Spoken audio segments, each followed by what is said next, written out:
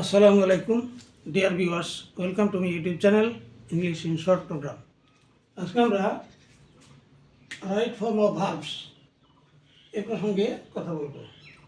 Right form of verbs, ভার্বের সঠিক রূপ।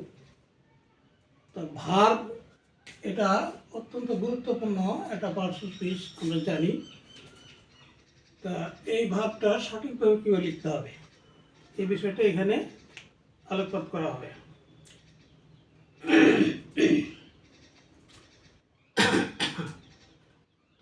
এই ভার্ব সম্পর্কে জানতে গেলে ভার্বের ক্লাসিফিকেশন সম্পর্কে জানতে হয়।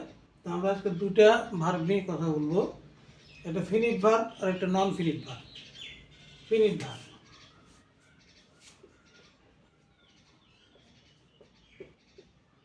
ফিনিট ভার্ব এটা বাংলা বলে সমাপিকা ক্রিয়া। সমাপিকা ক্রিয়া। আর এটা হলো নন ফিনিট ভার্ব। নন ফিনিট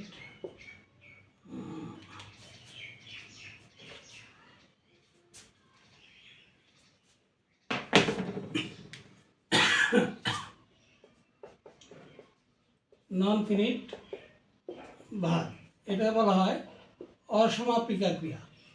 অসমাপিকা ক্রিয়া। এখন রাইট ফর্ম অফ ভার্বস, ভার্বের সঠিক রূপ, এ সম্পর্কে আলাপ করতে হলে ভার্বটা জানা দরকার আছে। আমরা দুটো সেন্টেন্সের মাধ্যমে এটা ক্লিয়ার করব।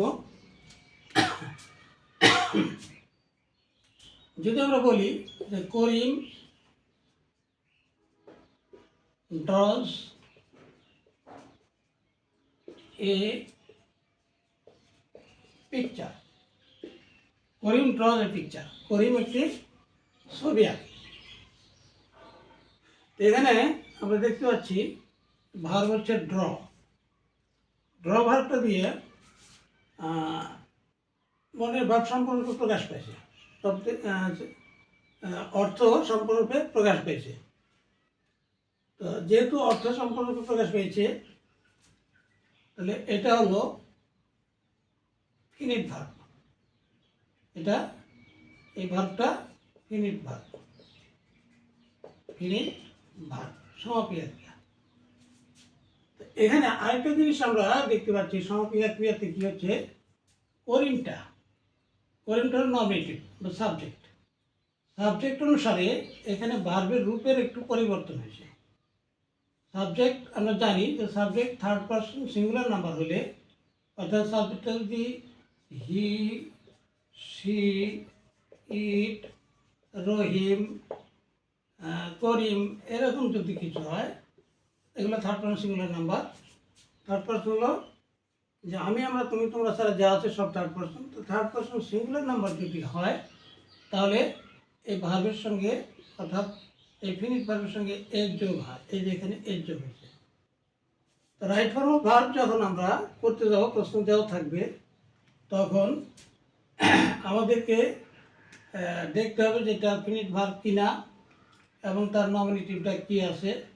নমিনেটিভ যদি থার্ড পারসন সিঙ্গুলার নাম্বার হয়, তাহলে এর যোগ করতে হবে। আর যদি থার্ড পারসন সিঙ্গুলার নাম্বার না হয়ে ফার্স্ট পারসন, সেকেন্ড পারসন বা থার্ড পারসন প্লুরাল নাম্বার হয়, তাহলে কোনো এখানে এর যোগ করতে হবে না, অর্থাৎ ভার্বের কোনো পরিবর্তনও হবে না। তাহলে ফিনিট ভার্ব হচ্ছে সেই ভার্ব যেটা দিয়ে বক্তার মনোভাব সম্পর্কে প্রকাশ পায়, শব্দের অর্থ সেন্টেন্সের অর্থটা সম্পূর্ণরূপে প্রকাশ পায়। আবার নমিনেটিভ অনুসারে সেখানে কিছু পরিবর্তন হয়। এটা হলো ফিনিট ভার্ব। তবে থার্ড পারসন সিঙ্গুলার নাম্বারই শুধু এখানে পরিবর্তন হবে, অন্য কোনো পার্সনে পরিবর্তন হবে না। যদি এই কথাটাই এখানে এরকম বলা হতো যে সে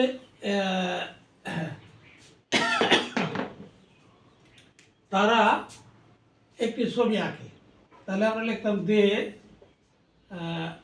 দে ড্র এ পিকচার। এখানে দেটা থার্ড পারসন সিঙ্গুলার নাম্বার না, এটা থার্ড পারসন প্লুরাল নাম্বার।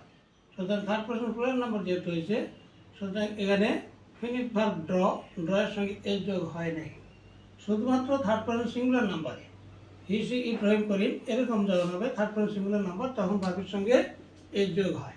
এটা রাইট ফর্ম ভার্বের একটা নিয়ম, ফিনিট ভার্বের সঙ্গে এস যোগ হচ্ছে। আচ্ছা, আরেকটা নিয়ম আমরা শিখবো, সে নন ফিনিট ভার্ব। নন ফিনিট ভার্বটা হলো যদি এরকম কোনো সেন্টেন্স থাকে যে Karim wants to draw a picture, Karim wants to draw a picture, এখানে ফিনিট ভার্ব ওয়ান, হ্যাঁ finite verb Karim third person singular number হওয়ার জন্য এখানে এস যোগ হয়েছে, কিন্তু এখানে ড্র একটা ভার্ব আছে, Karim wants to draw a picture, Karim একটা ছবি আঁকতে চায়, এখানে আঁকতে আঁকতে কথা, তাহলে এটা হলো নন ফিনিট ভার্ব।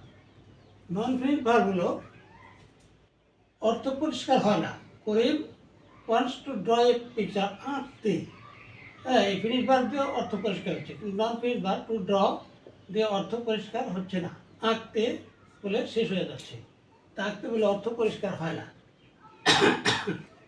তাহলে আমাদের ফিনিট ভার্বের একটা ফিনিট ভার্ব দরকার হয়, এই ফিনিট ভার্ব দিয়ে অর্থ সম্পন্ন হচ্ছে, কিন্তু Karim wants to draw a picture, Karim একটা ছবি আঁকতে চাই, টু ড্রটা হচ্ছে নন ফিনিট ভার্ব, নন ফিনিট ভার্ব।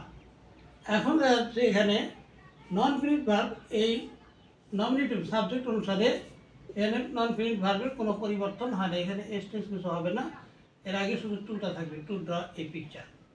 তাহলে আমরা একটা নিয়ম শিখলাম যে করিম, হ্যাঁ থার্ড পারসন সিঙ্গুলার নাম্বার হলে ভার্বের সঙ্গে এস বাই এস যোগ হবে, হ্যাঁ অন্য ক্ষেত্রে হবে না, ফিনিট ভার্বের সঙ্গে এস বাই এস যোগ হবে থার্ড পারসন সিঙ্গুলার নাম্বারে, ফিনিট ভার্বের সঙ্গে অন্য পার্সন অন্য পার্সন যখন হবে, যেমন first person second person third person plural number, তখন যোগ হবে না।